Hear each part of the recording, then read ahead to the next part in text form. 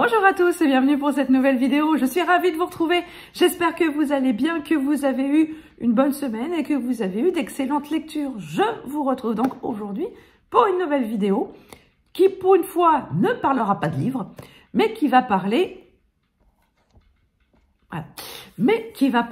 de séries. Quand j'ai fait ma vidéo de présentation, vous avez été nombreux et nombreuses à me demander la vidéo sur les séries que je préfère, mes séries préférées.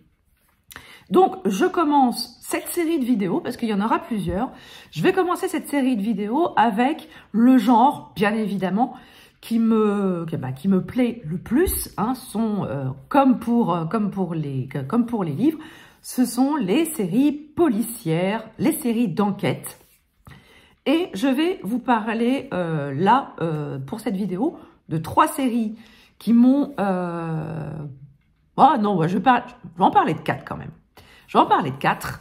Je vais vous parler de la première. Il s'agit de Profiler, qui est une vieille série qui date des années 90, hein, quand même. Elle a bien duré une petite dizaine d'années, cette série. Profiler, qui met en scène une psychologue qui s'appelle Sam Waters, et qui travaille dans une unité des sciences du comportement du FBI avec l'agent Bailey Malone. Et ensemble, ils collaborent à traquer les criminels en série et à les arrêter et à les mettre en prison. Sauf que un jour, Sam est victime d'un tueur en série qui tombe éperdument amoureux d'elle. Et donc, il la harcèle et il va aller jusqu'à commettre l'irréparable, à savoir qu'il va assassiner le mari de Sam. Elle va le retrouver un jour chez eux, mort, assassiné vraiment dans les pires conditions. Et elle est bouleversée, elle est effondrée. Et elle décide de quitter son poste au FBI et de partir pour protéger sa fille de ce malade mental. Sauf que Jack, il ne va pas les laisser tranquilles, il va continuer à les pourchasser et Sam va comprendre que le seul moyen qu'elle a de se protéger et de protéger sa fille, c'est de retourner au FBI, reprendre sa place au sein de l'unité et de traquer Jack, afin de l'arrêter, de le mettre en tôle, de le mettre hors d'état de nuire. Et pendant plusieurs saisons, je ne sais plus exactement, je crois que la série comporte 84 ou 86 épisodes. Et pendant tous ces épisodes, on va suivre des enquêtes. Un épisode pour une enquête, et on va de temps en temps avoir ce fil rouge, avoir un épisode entièrement consacré à Jack. Il va faire beaucoup de ravages quand même dans l'entourage de Sam, malheureusement. Et c'était pour moi la première série télé où on parlait de profilage, de sciences du comportement, parce que Sam, elle a une particularité, c'est que quand elle est sur la scène de crime, elle voit des choses. Elle voit des choses que le commun des mortels ne voit pas. Alors attention, hein, elle voit pas le meurtrier arriver, la scène ne se rejoue pas devant ses yeux, mais elle voit des choses bien particulière. Elle est liée aux scènes de crime comme ça, et elle voit énormément de choses. Et moi j'ai adoré, vraiment adoré cette série où on s'attache énormément aux personnages. Moi j'aimais beaucoup le personnage de Bailey Malone, qui était vraiment le protecteur l'ami, le grand frère, le protecteur de Sam et de sa fille. J'ai vraiment beaucoup aimé cette série. On y voit Julianne McMahon, qui a été rendue célèbre par la suite pour son rôle de Balthazar dans Charmed et dans Nip Tuck aussi, pour ceux qui ont suivi cette série sur la chirurgie esthétique. Et voilà. Et franchement, cette saga, je ne loupais pas cette série. C'était, pour ceux qui ont connu, c'était la trilogie du samedi sur M6, tous les samedis, où on avait 3 séries. différentes. Et franchement, là, dans Profiler, qu'est-ce que j'ai aimé cette série. C'est la première fois que j'entendais parler du profilage. Et moi, ça m'a ouvert le champ des possibles, forcément. Parce que ça m'a aussi guidée dans mes choix de lecture. Et j'ai aussi retrouvé cette envie de retrouver cette patte-là dans les romans. Et ça m'a vraiment beaucoup aidé. Bien évidemment, est arrivé par la suite Esprit criminel. Alors là, Esprit criminel, je crois que c'est ma série préférée, ma série chouchou de tous les temps. Pourquoi? Parce que on est là on est un peu dans la même veine que Profiler. On est dans une unité des sciences du comportement du FBI qui traque les tueurs en série, qui traque les criminels en série, qu'ils soient tueurs ou pas tueurs d'ailleurs. Et on les suit sur différentes scènes de crime aux quatre coins des États-Unis. Ils ont un jet qui les emmène à chaque fois qu'ils ont une affaire. Ils prennent leur avion et ils se déplacent sur les scènes de crime dans n'importe quel État des États-Unis. Et alors, au-delà de l'aspect purement scientifique, de l'aspect purement psychiatrique, psychologique, où on apprend énormément de choses sur tous les tueurs en série qui ont égayé, qui ont jalonné l'histoire criminelle des États-Unis. Et d'ailleurs, on a aussi l'histoire, le bagage de ces personnages, l'histoire privée de ces personnages. Au début, voilà, on voit que c'est une équipe. Mais au fur et à mesure des enquêtes, on s'aperçoit que c'est bien plus que ça. C'est une famille. Ils agissent entre eux comme une famille. Quand il y en a un qui est visé personnellement, les autres font bloc derrière. Et j'ai vraiment beaucoup aimé cette cohésion de groupe, ce groupe qui se forme et qui partage les bons moments, les moments heureux comme les mauvais. Et quand j'ai regardé cette série, j'avoue que c'était vraiment la première fois, mais vraiment la première fois où je pleurais à chaudes larmes pour certains épisodes. Mon personnage préféré dans cette série, c'est Aaron Hutchner. Alors c'est pas c'est pas le personnage le plus rigolo qui soit, c'est pas le déconneur. Vous le verrez pas faire tagada pouet en se claquant sous les bras à la Patrick Sébastien, non. C'est voilà, c'est un personnage qui fait extrêmement froid de prime abord parce que c'est le patron. C'est le patron de cette équipe, mais aussi et surtout parce qu'il est comme ça. C'est pas un rigolo, il a cette rigueur de chef. C'est un excellent profiler, c'est un excellent agent du FBI. Et c'est un homme, voilà, c'est un homme qui donnait vraiment tout à sa famille. Alors on suit ses péripéties. Ses péripéties privées au fil des épisodes. Et il y a un épisode qui m'a retourné le cœur, le cerveau, qui concernait vraiment Aaron Hutchner. Bon, alors pour ceux qui ont suivi la série, vous devez savoir quel épisode c'est.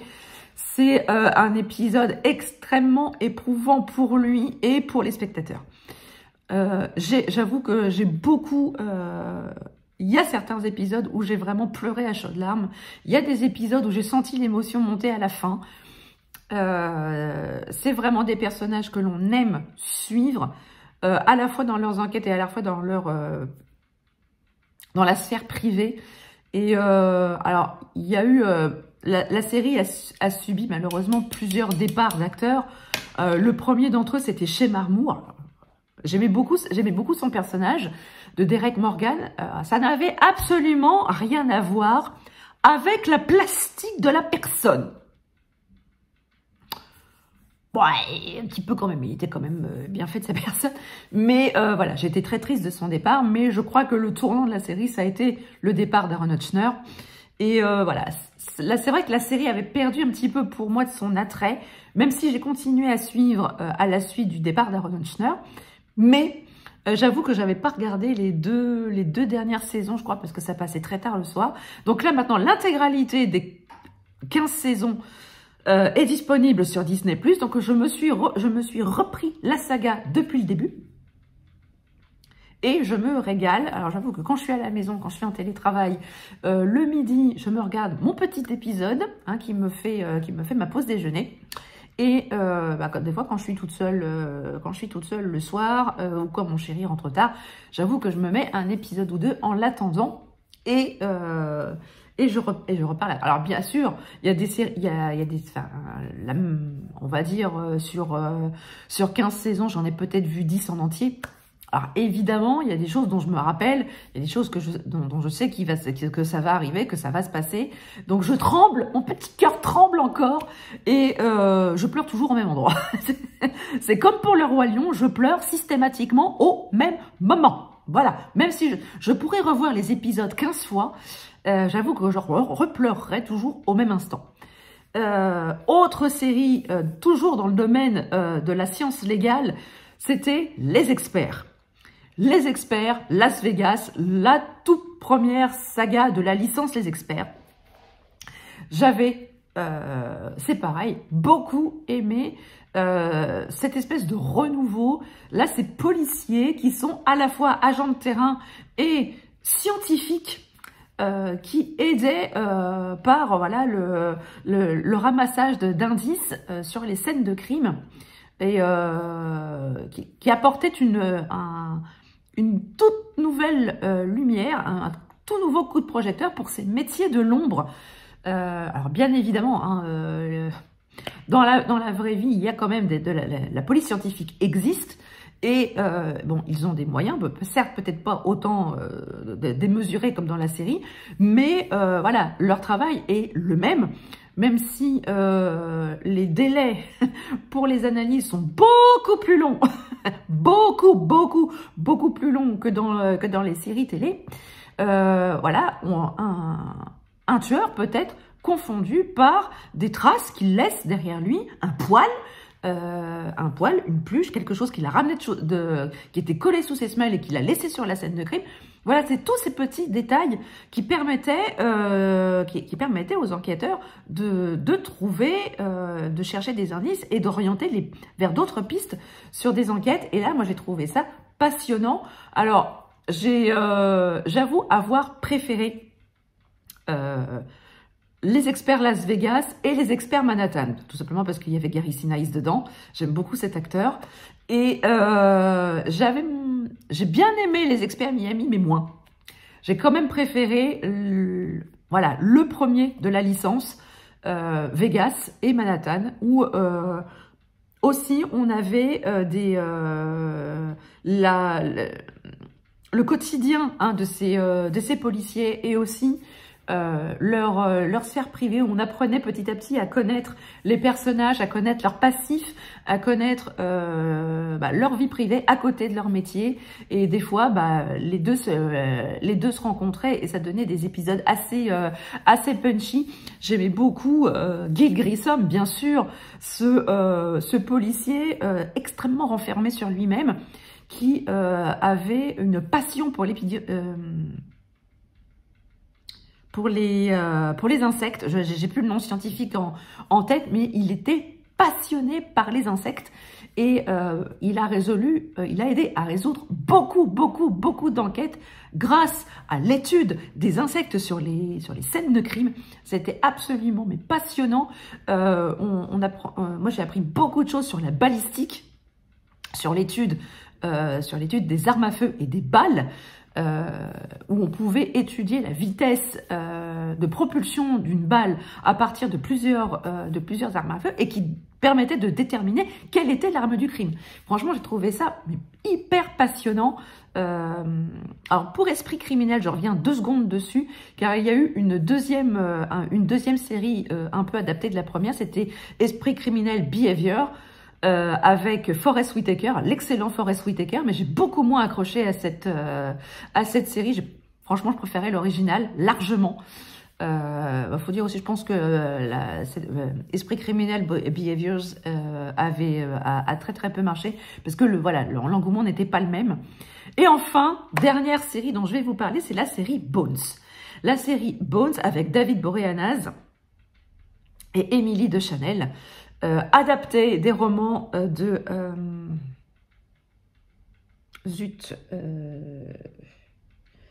son nom m'échappe. Crotte, comment elle s'appelle? Je vous remettrai le nom là en dessous, parce que là forcément le nom m'échappe, mais c'était adapté de romans et dont je ne me souviens même plus du nom de crotte de bique. Du nom du personnage de roman, mais j'avais beaucoup aimé l'adaptation de cette série. Alors, Bones, c'est l'histoire d'un médecin légiste un peu particulière, puisqu'elle étudie les os. Elle étudie les squelettes. Alors, elle travaille dans un laboratoire d'un musée, le Smithsonian. Et elle a énormément de moyens à son actif, parce qu'elle travaille sur un peu tout et n'importe quoi. Elle va sur des sites de fouilles, elle va sur des sites archéologiques. C'était vraiment le tout début, enfin le cœur de son métier. Et elle va être amenée à collaborer avec le FBI sur certaines scènes de crime. Et c'est comme ça que elle va le lien entre l'agent du FBI et Bones vont se faire. Ils vont faire un duo d'enquêteurs. Voilà, Temperance Brennan. Ça y est, ça revient. C'est le nom du personnage de la série et des romans. Temperance Brennan, qui est le docteur des os, et avec toute son équipe, elle va sur chaque scène de crime récupérer le corps et analyser les os qui vont parler. Le squelette d'un corps peut évidemment parler, aider évidemment à son identification, mais aussi par le biais, quand on vous assassine avec un coup de couteau, le couteau, la lame du couteau racle sur les os, et grâce à ça, ils peuvent déterminer quel est le couteau, quelle est la forme du couteau qui a assassiné la victime, et par-delà même remonter les indices et remonter sur la piste du tueur. J'avais vraiment beaucoup aimé cette série, j'avais beaucoup aimé comment l'incarnation, le choix des acteurs pour les personnages du roman éponyme. Franchement, j'avais beaucoup aimé, et j'avais beaucoup aimé cette science des os. J'avais trouvé ça extrêmement passionnant, le côté scientifique. Moi, j'avais adoré. En plus de ça, j'adore l'archéologie, parce que je suis férue d'Égypte ancienne. Alors forcément, moi, l'archéologie, l'étude des os, l'étude des momies, tout ça, moi, ça m'intéresse, ça m'a toujours intéressé, et j'aimerais bien un jour participer à des fouilles archéologiques en Égypte, bien évidemment. Mais ça, c'est une autre histoire. Donc, voilà, je vous ai parlé des 4 séries de thrillers scientifiques qui m'ont 4 séries qui m'ont marqué, 4 séries préférées. Dites-moi en commentaire quelles sont les vôtres, et j'espère vous avoir donné envie de découvrir ces séries. Alors, je pense que Profiler est disponible en DVD en occasion. Très certainement, je pense pas qu'elle soit disponible sur des sites de streaming. J'ai pas vérifié, mais peut-être. Mais j'ai des doutes quand même. Mais en tout cas, si c'est le cas, je vous le dirai, et je vous diffuserai l'information. N'hésitez pas à me dire en commentaire, vous, quelles sont vos séries policières préférées? On ne sait jamais. On peut s'auto-donner envie mutuellement de regarder des séries. J'espère que cette série de vidéos vous plaira et qu'elle sera l'objet d'une longue série. N'hésitez pas à me dire en commentaire si ça vous plaît. N'hésitez pas à mettre aussi un pouce en l'air, à commenter, à vous abonner si ce n'est pas encore fait. Sur ce, moi je vous laisse. Je vous souhaite une très très belle semaine, une très très bonne journée, de très très bonne lecture. Et je vous dis à très bientôt pour une prochaine vidéo. Ciao!